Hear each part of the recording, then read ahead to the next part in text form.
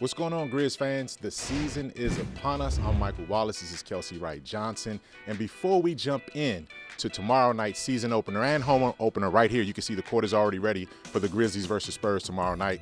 Kelcey, let's look back at our biggest takeaways from a 3-1 preseason. The record says 3-1, but in my book, that was about as perfect of a preseason given the circumstances that the Grizzlies probably could have put together. For sure. And I think if I had to choose one thing looking at the preseason, and I got to say, this is something we can take forward moving into this regular season, it's not going to be the starting lineup. It's not going to be John Morant or Kyle Anderson. My biggest takeaway is the bench unit. Now, we did play two teams that hadn't played in 9 months. They didn't go to the bubble.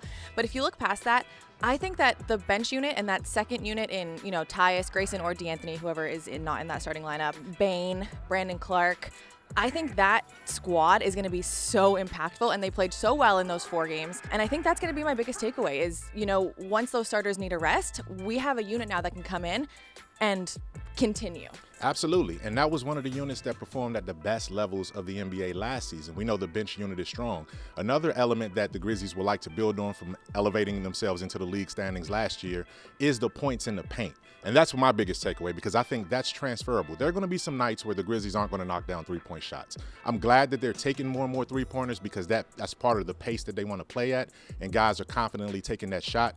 But it's all set up by the pressure that they put by getting the ball into the paint. And there are no two better players in the league at getting into the paint than Jonas Valanciunas and Ja Morant. The pressure that these guys do in terms of executing, getting the ball in the paint, and then spreading out to shooters or scoring for themselves inside the paint, that's something that I think the Grizzlies can translate from what we saw successfully in the preseason into the regular season. Now, as we get set to start the regular season, what is one thing that you think will be the big Grizzlies' biggest challenge going into the regular season as we wait for the San Antonio Spurs to show up right here on Wednesday night? Well, it's funny you say that because the biggest challenge that I think the Grizzlies are going to face, it's not their youth, it's not the injuries. Well, it is injuries. That would be the easy thing. But I'm going to say consistency from that 3-point line. Now, last year they shot about 34% as a team from outside the 3. And like you said, I think this year, especially with Ja in his second year and team's going to be forcing him to shoot, I think he shot 12 threes in this preseason. So it shows he's willing.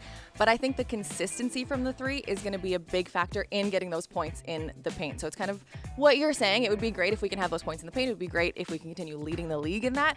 But I think consistency from the 3. So I think 3 of the 4 games, the team did shoot more than what they did last year. So 33%, including almost 40% in that last game. But are they going to be able to be consistent in that 3-point shooting? That's a good point. They're going to get the volume up, though. You know that. They're going to jack up 30, 40, 50 threes. We saw that in one of the preseason games as well. But you talk about a symbiotic relationship between getting the ball in the paint and creating opportunities at the 3-point line. Another key relationship is getting Justice Winslow and Jaren Jackson Jr. back on the floor. You said it's an obvious situation, but to me, the biggest question and the challenge is the countdown begins. How many games is it going to take before those guys are healthy? We saw some encouraging signs with them working out over the last couple of days of preseason before the games. Taylor Jenkins said they're progressing well with the training staff, so we'll see. Is it going to be 10 games? Is it going to be 20 games? Can they get back at some point in January? Is it going to be early February? The moment that those 2 guys get back, the Grizzlies can't necessarily get to being whole until that happens. So that's my biggest challenge. We've heard your biggest challenge. Now we're just ready to get the balls going. We're ready to get the season started. Listen, follow all of our coverage. You know Grind City Media has you covered. But check out a special pregame edition. The pregame show on Fox Sports Southeast starts an hour early at 6 p.m. tomorrow. And then you can catch the radio call on 92.9 FM and follow all of our coverage on Grind City Media and Grizzlies.com.